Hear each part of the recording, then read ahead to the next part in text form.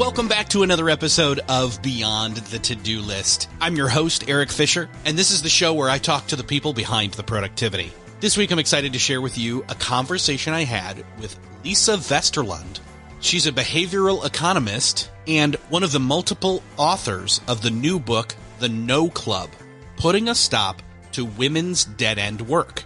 And in this conversation, we dive into the book. We talk about why unrewarded work more often falls to women.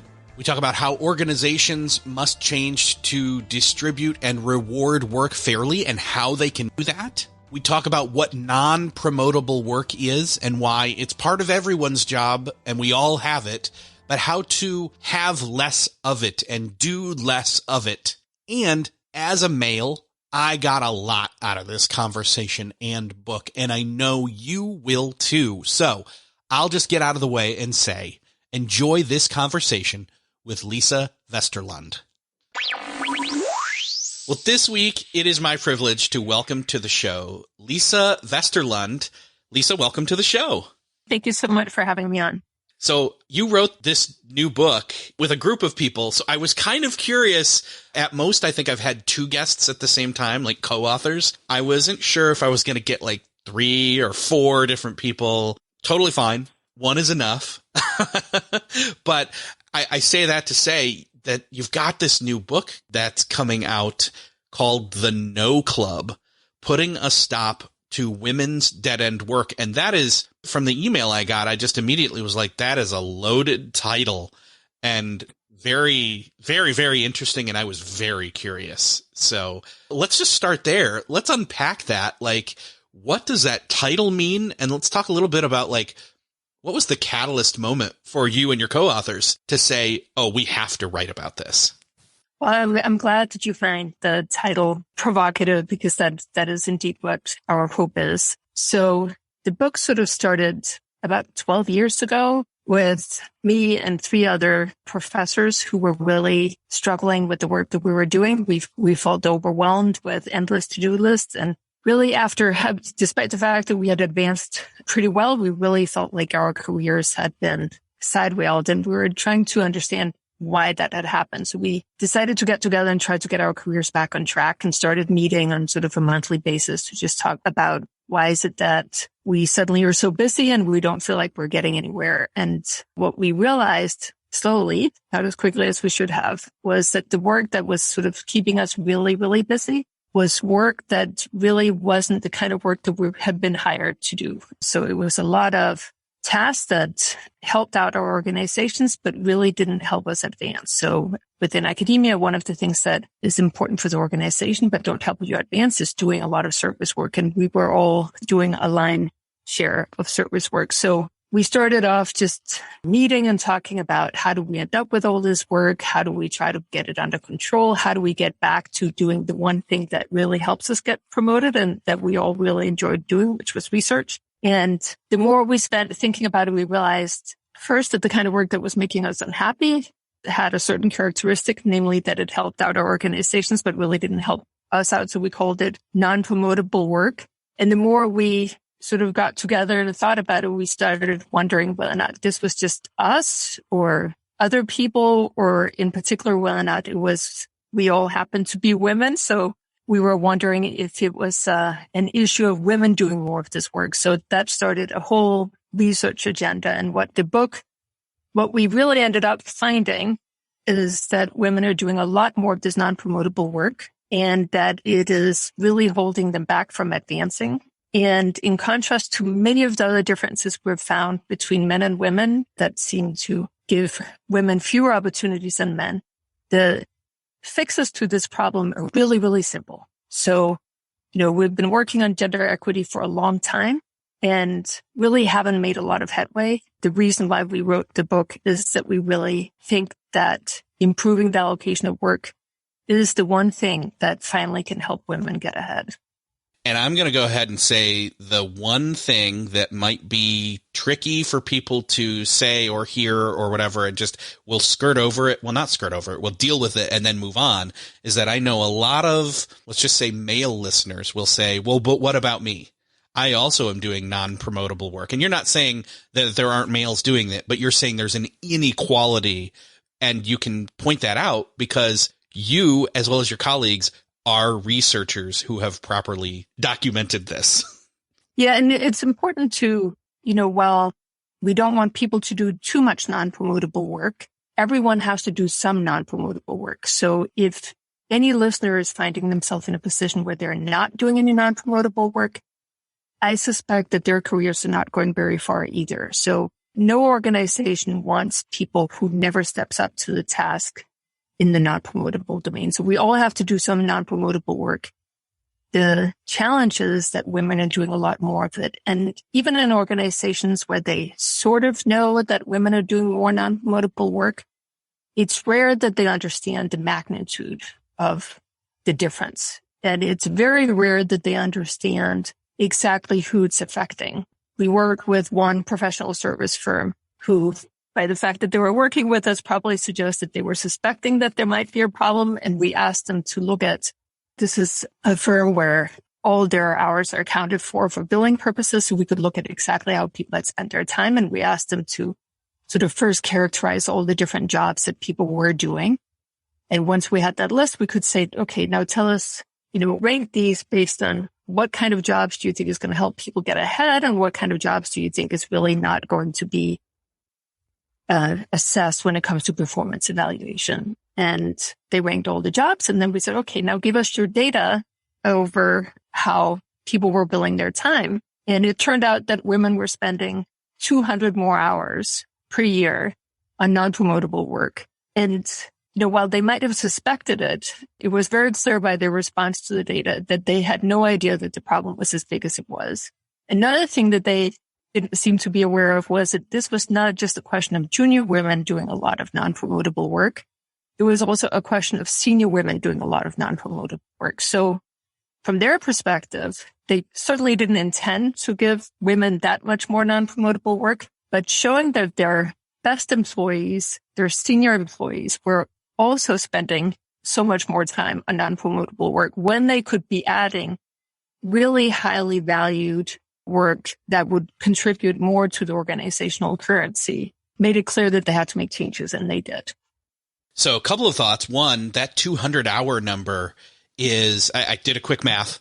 I don't think that's how you put that, but let's just call it that. So if we're talking about the quote normal work week of 40 hours a week and we divide 200 by 40, we get 5 weeks. So that's a whole month out of the year and a week that they're doing those tasks instead of the tasks that are promotable. And then the other thought is, we keep using this phrase, non-promotable work. We probably should clarify what that actually means before we move any further. No, so that's a very important question. And I think part of the reason why it's really important is that once we get the concept of non-promotable work into our vocabulary, it makes it much easier to talk about it. And it makes it much easier to point it out when somebody unfairly is being given non-promotable work. So what we mean by non-promotable work is work that is important to the organization, but doesn't help advance your career. So the non-promotable work for an individual will change over your career. Work that's non-promotable to someone senior to you could very well be promotable to you. But the characteristics of the work is that the non-promotable work is not critical to sort of the organization's currency. It tends to be not visible, and it tends not to rely on your specialized skills, which means that lots of people can do them. So as one of the common examples is if you're doing a lot of non-revenue generating work in your organization that's not contributing to the bottom line that the organization really cares about, and it will tend to be non-promotable. When we talk about non-promotable or promotable work, we should also be aware that it's more of a continuum. So even when you look at non-promotable work, you can get a client that brings in lots of revenue versus a client that brings in a small amount of revenue.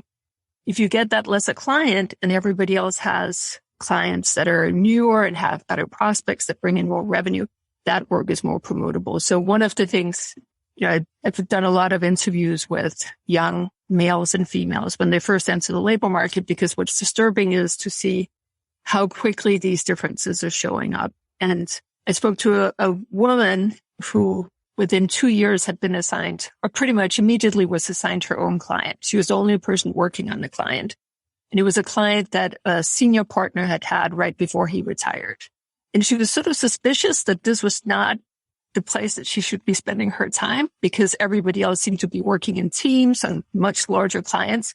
But someone had told her that it was good that she had a client all by herself. So it's just to say, even when it looks like it's promotable, she was still working with a client that was bringing in revenue. But compared to what everyone else was doing, it was a non-promotable task. So, you can think about non-promotable tasks as taking notes at a meeting and writing a meeting summary. Onboarding new employees is a very critical task for the organization, but it's definitely not going to give you any billable hours. There are lots of sort of examples outside of sort of the standard office environment. One of the examples we have in the book is that there's a large study where they looked at supermarket clerks. The way you get advanced within a supermarket is that you get experience in lots of different positions. And what they saw in this study was that women were always assigned to do checkout, whereas the men got the experience of walking around the store and sort of learning the entire store, whereas women every single day would show up and sit at the checkout counter and never got to have the broader experience. So the type of non-promotable work really varies across jobs, across ranks. But what's intriguing is when you ask people what is non-promotable, they pretty much all know. So once you start thinking along that spectrum, it's like, will people care how well you did this? Will people notice that you did the work on this? So if you help somebody with a presentation, most people is going to notice the person who gave the presentation, not the person who helped doing the slides. So there's sort of a wide variety of work. Of course, there's sort of the office housework that falls under non-promotable work. So doing holiday parties and things like that, of course, is non-promotable as well because it does not contribute to the organizational currency. Thanks for the clarity there. That really helps. I think a lot of people are thinking, so non-promotable, is that like working in the mailroom and then moving up from there? No, that actually is promoting from, within. Whereas I would say it's a little bit tricky, although you said it's easy to identify it once you start thinking about it, talking about it. I guess that's kind of my next jumping point here is how we identify those non-promotable tasks. I mean, again, the whole book, the front end of the title of the book is The No Club. So we're saying no to non-promotable tasks. But in order to say no, you have to know which of those tasks are non-promotable that you're getting asked to do. Yeah. So, the tricky thing is as much as we want to say no to non-promotable work, it's a challenging task to say no to non-promotable work because the important thing that we find in the book is that women end up doing a lot more non-promotable work because they're expected to do more non-promotable work. So because they're expected, they volunteer more when they're just in a setting that, if you think about how is non-promotable work allocated, it is allocated very often by asking for a volunteer. We have this notion that if we come into a meeting and we have a client that nobody wants, then we can just say, who wants to take this on? And then you get to that horrible silent moment where everybody just sits around. Everybody knows nobody wants to do it. And the question is, who is the one who finally says, sure, I'll do it? What we're finding in one of our studies is that women are 50% more likely to raise their hand in that setting. What we're also finding is that if there's a manager that sort of gets to look at somebody first and say, could you take this on? They're 50% more likely to look at the women and ask them to take it on. And it's a really good strategy to do that because women say yes 50% more than men. So there's sort of this expectation that women are going to take it on, which makes it, as much as our club was called the No Club, and indeed we were striving to say no to non-promotable work to the extent that we could, it is very, very tricky to do that without experiencing backlash. So part of what the book talks about is that this really is up to organizations. We need organizations to understand that this is really costly for them to assign women more of the non-promotable work because it prevents us from identifying what their true talent is. So coming back to your question of how do you identify it, I think one of the ways that we're identified is to start talking about it. I spoke with another woman who was working in mergers and acquisitions, and she had been asked to recruit summer interns. and was very excited because people had told her that that would give her broad experience within the organization. She was very, very talented and was committed to staying in the organization. But there was no mentor around to tell her, if you're in mergers and acquisitions, you should be working on mergers and acquisitions. You should not be recruiting interns. So a large part of it is talking about, as part of the mentoring process, is what is the work that really will help you get ahead? And what's intriguing when we've been talking to men is that many of them seem to have either a better network or a better sense of what it is that will help them get ahead. So we've certainly seen men who are very strategic, both in the promotable work that they get, but also very strategic in the non-promotable work. So as I said, everybody has to do some non-promotable work, but I was talking to one young gentleman who, for the non-promotable work, had decided to sign up for the sports committee. It sounds like, okay, well, how could the sports committee be advantageous? But it was because all of the senior management showed up for the sports committee. So even though the task itself was non-promotable, it gave him access to promotable work further down the line. So helping everybody understand when they started a new job, what is the work that we really care about? We all have to do some non-promotable work, but as long as we, at least if everyone has the same sense of where they should be headed, we're giving them a better sense of the task that they should pursue, and certainly a sense of loss if they repeatedly are assigned the work that will not give them the same opportunities to get ahead. It seems to me that, or at least it feels like to me, that this is a cultural issue. And when I say that, I mean that on kind of three different levels, maybe more. You might have better insight on this. One is the macro level, just the culture at large, the world, on this problem, which this book comes along to give greater awareness to. Number two would be the individual company's culture and the way they look at non-promotable and or promotable work and the differentiation between that. But then three, women themselves, and this is where the No Club comes in, is the way that they approach the opportunities or lack thereof of promotable work. Is there any other maybe level I'm missing? So your point is spot on. So that's part of where the research that we've done has been so intriguing, because it very consistently, every result we have comes back to the differences coming from expectations that women will do it. And that is indeed consistent with you saying, sort of as an aggregate level, we all expect women to do it. At an organizational level, we all expect women to do it.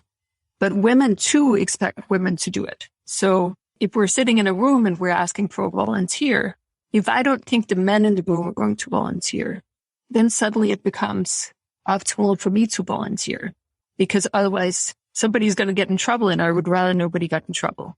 So because we have this collective expectation that women are going to step up, they end up having to step up. So we're playing what we're basically calling a coordination game in economics, is that we're sitting around, we're trying to figure out who's going to be the one who takes it. And, because it is coming from this expectation, we all have to buy into that being the type of equilibrium that we're playing, that we hold these expectations and we all abide by it because we're playing that equilibrium. It becomes in the women's interest to also volunteer. So, one of the interesting things we saw in one study was where we have managers come in and see the people in the group, and we say, who would you like to ask?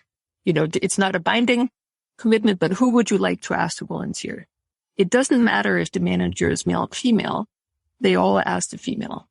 So I was chair of my department. And if you have a long list of to-dos and you're trying to get work done and you need to assign work to someone, you need to just get it done. And you are inclined to go and ask the people who will say yes. So at one point I was asked to find a list of committee members for the dean.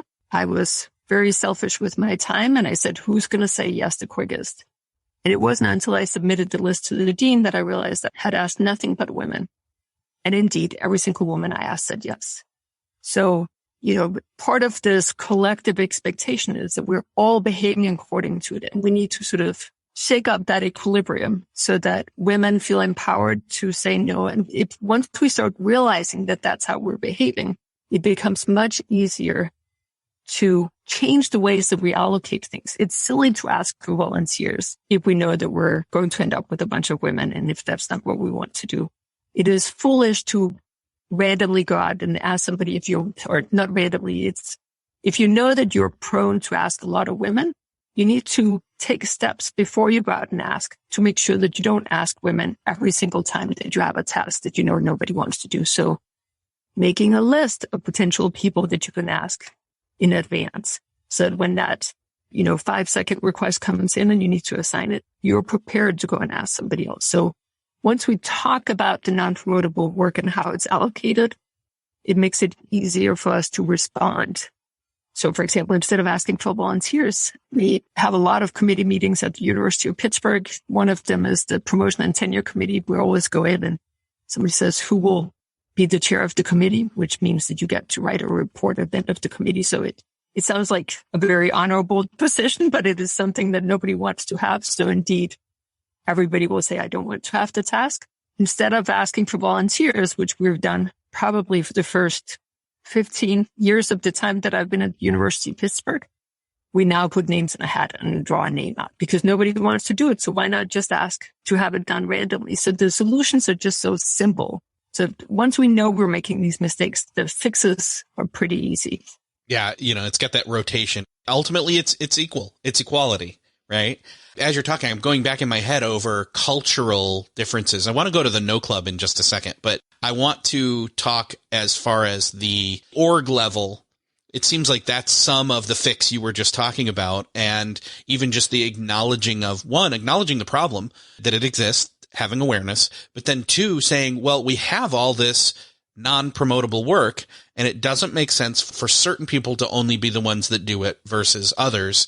In fact, we should probably share that around or come from the perspective of, okay, here's a person, male or female, and especially both, that are doing non-promotable work to a degree that is maybe noticeable. And you say this in the book. There's non-promotable work that prepares you to do promotable work, or non-promotable work that prepares you / gives you access to future promotable work. In other words, we're not saying every single thing on your to-do list always is going to have this just immense personal satisfaction meaning behind it for you or the company. That's just life, right? There's grunt work. There are things that have to be done, but it's the sharing of that. It's the equilibrium of that being evened out, in other words, that we're talking about here. And so our argument is, of course, there's sort of a fairness perspective in what we're talking about, but we actually think there's a very strong business case for not wanting to distribute the work that we're currently doing. So, it's sort of very obvious from an efficiency perspective that in order to reach your potential as an organization, you need to understand who's good at what, and you will not figure out who's good at what unless you give them equal opportunities. And once you know who's good at what, you need to be thinking about, well, what could Sue be doing if I didn't put her on the holiday party? What is the cost of that assignment? So that I don't just go for who will take on the work, but also think about what is the opportunity cost associated with assigning her there. Another reason why it's an important business case is that, we're talking a lot about people quitting their jobs and moving elsewhere. People are unhappy if they do a lot of non-promotable work. So if you're concerned about attracting and retaining talent, giving them opportunities to do promotable and non-promotable work is critical. So one of the issues is sort of like, we're not saying that everybody should do the same amount of non-promotable work. We're arguing that you should be doing non-promotable work that corresponds to your skills within the organization. So biggest star in your organization should be spending less time on non-promotable work than sort of a much lower ranked or less, an employee with less talent. So at a minimum, when people first get hired and we don't know anything about their skills, we should make sure that they're doing the same amount of promotable and non-promotable work so we can identify that talent and give them equal opportunities to demonstrate it in advance. Obviously, the title is called The No Club. So what is this club and how exclusive is it? It's exclusive for our particular No Club. So the No Club is exclusive indeed. We've had many people who wanted to join, many of them men, but we decided to keep it exclusive. Now, anybody, of course, is free to start their own no club. And for us, it has really been incredibly helpful to have a no club. So as I said, one of the things that we, in the beginning, we would meet every month and sort of hold one another accountable to the things that we had taken on. I had the problem of taking on way too much and always thinking that I magically had more than 24 hours in a day. So I was working far too much. And one of the things that this group of women made me aware of was that I never thought about sort of what was my implicit no. What were the things that when somebody came to me and asked me to do something, what were the things that I implicitly was saying no to? And was that a correct trade-off? Whereas, being in academia, I would often get students to come in very last minute and ask me for a letter of recommendation or read a paper over the weekend. Sometimes complete strangers would send me a paper and ask me to read it over the weekend. And I always felt very selfish in saying no, because how could I not help this person who needed my help? But once I became aware that my implicit no always was not to spend time with my kids and my husband over the weekend, it became much easier for me to say, I'm sorry, I know you need comments by Monday morning, but you really should have told me earlier. And, I stopped feeling so selfish when I said no, because I realized I really wasn't taking things away from myself. I was taking it away from my kids. So what was nice about the No Club was that we all had different things that caused us to say yes to too much. And when you're a member of a group that repeatedly asks you, what request did you get? Did you say yes or no? What are you planning to give up in order to make room for that? It helps you pay attention. And it also, it really helped, as much as we say it's difficult to say no, and it really is, and you have to do it cautiously. It did help us develop techniques for saying no. And, while many of the problems were coming from our organizations, it was also coming from ourselves. We had a tendency to underestimate how much time it would take to complete a task. We had a tendency to think that while we were super busy right now, we wouldn't be super busy next month. So, we didn't think about the future. And so we got much better at realizing that if we're busy now, we're probably going to be busy next month as well. So sort of understanding all these triggers really helped saying no. And it also helped understand, how do you respond when you get a request that is not so easy to turn down? How do you make sure that you sort of say yes while saying no at the same time? So if you get a request, there's sometimes where you just can't say no. But you can ask, if you want me to take on this task, could you take one of my other non-promotable tasks away from me instead? Or could we cut up the non-promotable tasks so that I do this part and somebody else does another part? Or, can I do it this time and then somebody else does it next time? So developing all these strategies for sort of saying yes while saying no really was tremendously helpful in getting our work lives under control. Well, and a lot of the skills and awareness and the tactfulness of the responses and creating those are things that listeners of this show will have heard of before, in terms of, it's the sunk cost fallacy. In other words, like, well, I've already said yes to so many different things. I can't now say no. No, you can say no. In fact, there are negotiations to be had here. So yeah, I think that ultimately it kind of comes from both ways. It's how do you, from the ground level, from a no club and creating your own, maybe do it as like a mastermind, small group level, where you are, questioning from your own perspective what you're doing, how you're doing it. And you have others who are trusted council members that are in turn doing that for you and you for them. But then there's the other side of it, which is, how do we start to enact change in the organizations that we are a part of? Yeah. And that's where the heavy lifting has to come, because as much as we were getting really good at saying no, or sort of deflecting or postponing, or, working hard to try to lighten our load, it turned out that the work that we got rid of very often would just go to another woman. We were fortunate to be in a position where we're more senior, so the consequences to saying no were much less severe than what it would be for a junior woman. So the change has to be coming at the organizational level, because that's the only way to change this expectation that makes it easier for all of us to decline the work and make sure that it's more equally distributed. And we talk a lot about it in the book on how to see change within your own organization. Many of the solutions that we propose is so obviously fair that, nobody's really going to object. If you ask for volunteer and somebody proposes, why don't we just take turns? It's very hard to object to that because it's so obviously fair. Why don't we just draw names out of a hat? Well, of course, it's better just to draw names out of hats. So some of the solutions are so easy that, I don't think it would cause any conflict to propose them in an organization. The biggest thing to bring in, I really think the biggest step is to get awareness. And you can get to awareness, of course, by talking to senior administrators, but you can also get to awareness just by bringing up the concept of non-promotable work.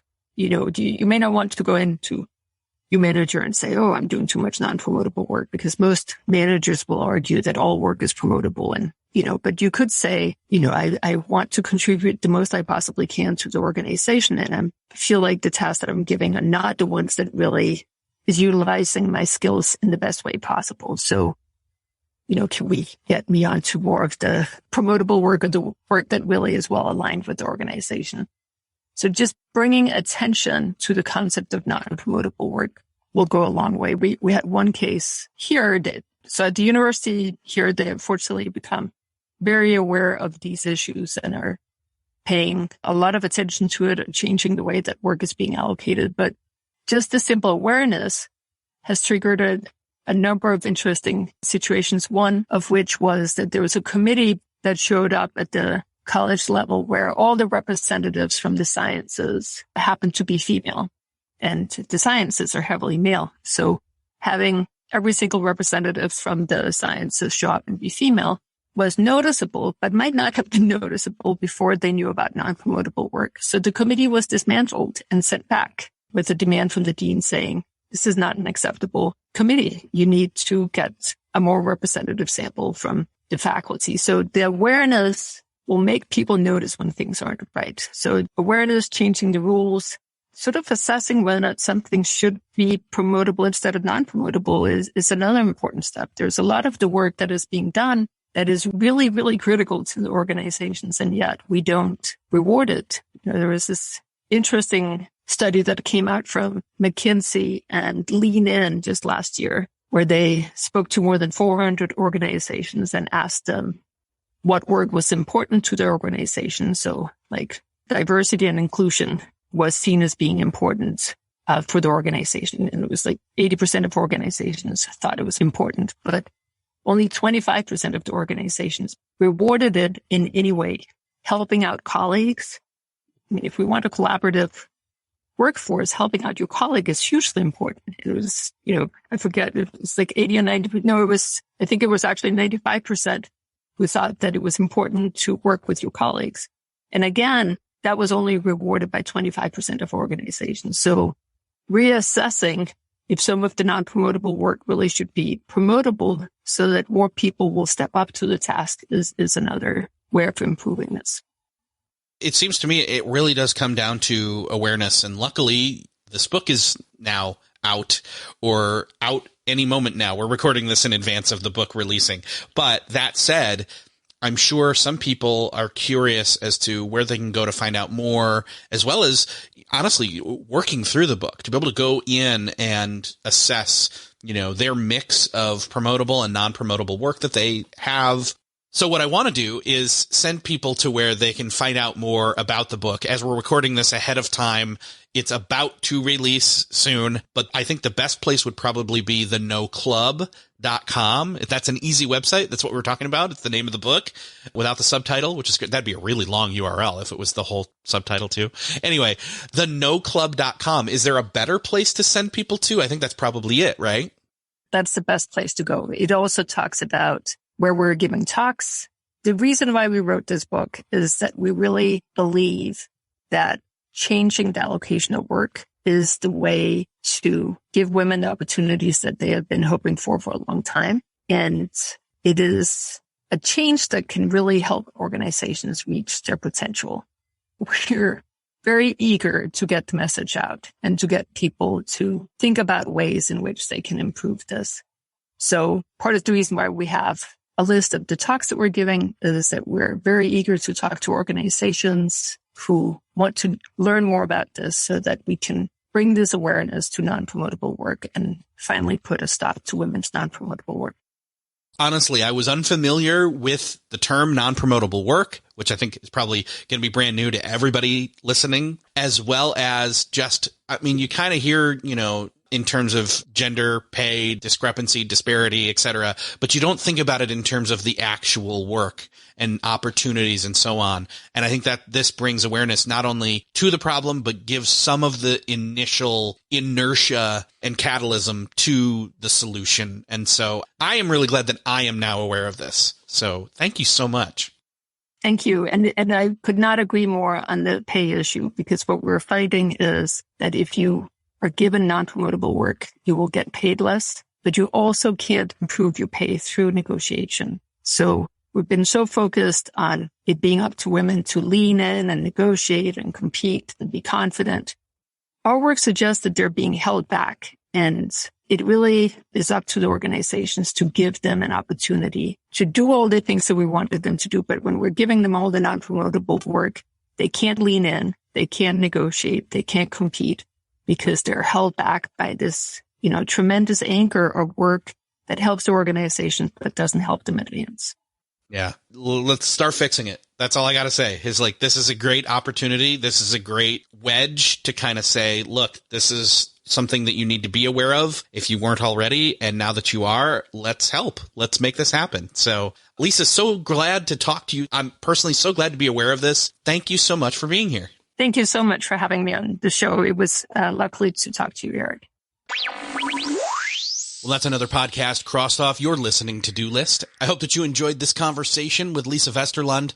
I like going beyond the to-do list in some of these topics that seem very fringe when it comes to productivity. But I can tell you this, talking about non-promotable work is a universal thing, although in this case, yes, there's an uneven amount of unrewarded work more often falling to women, and that is definitely something that we should be doing something about. So, if you enjoyed this conversation, let's help spread the word about this topic and this book and make an impact. You can hit the share button on whatever podcast player app of choice you're listening to this in. Share it with somebody that you know needs to hear this. Or you can hit the share button over on the podcast show notes over at beyondthetodolist.com. Thank you again for sharing.